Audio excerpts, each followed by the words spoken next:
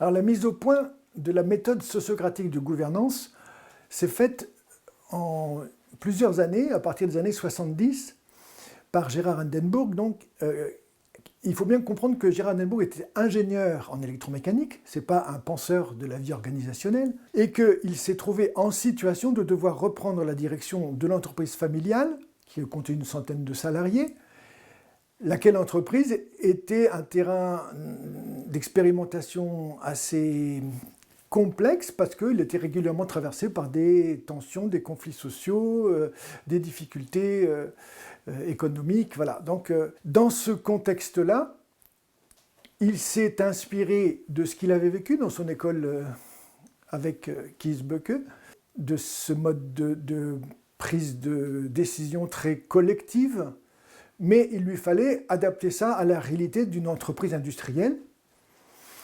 Et il a essayé de comprendre comment il pouvait donner à son entreprise les moyens de s'auto-organiser. Et il a regardé son entreprise comme un système complexe dans lequel on ne peut pas tout contrôler. On peut par contre essayer de se dire dans quelles conditions je peux mettre mon système pour qu'il soit capable de faire ce que j'ai envie qu'il fasse.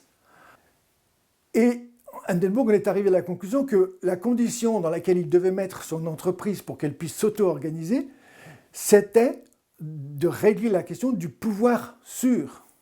Et il s'est donc demandé comment faire pour faire en sorte que dans mon organisation, dans mon entreprise, je puisse faire en sorte que chacun ait le maximum de pouvoir d'agir dans son rôle et sa fonction, sans que personne n'ait le pouvoir de contraindre quelqu'un à faire quelque chose qu'il ne voudrait pas faire.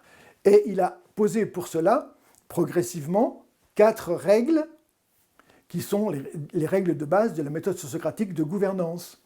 La première de ces règles, c'est de construire une structure de prise de décision qui vient se greffer sur la structure d'exécution, mais qui s'en distingue. La deuxième de ces règles, c'est un mode de prise de décision particulier qui s'appelle la prise de décision par consentement. Et la troisième de ces règles, c'est le double lien entre les cercles de niveau n, n-1 pour permettre une bonne représentation des niveaux à la prise de décision. Et puis une quatrième règle est la conséquence des autres, qui est la mode d'élection et d'attribution des mandats par consentement.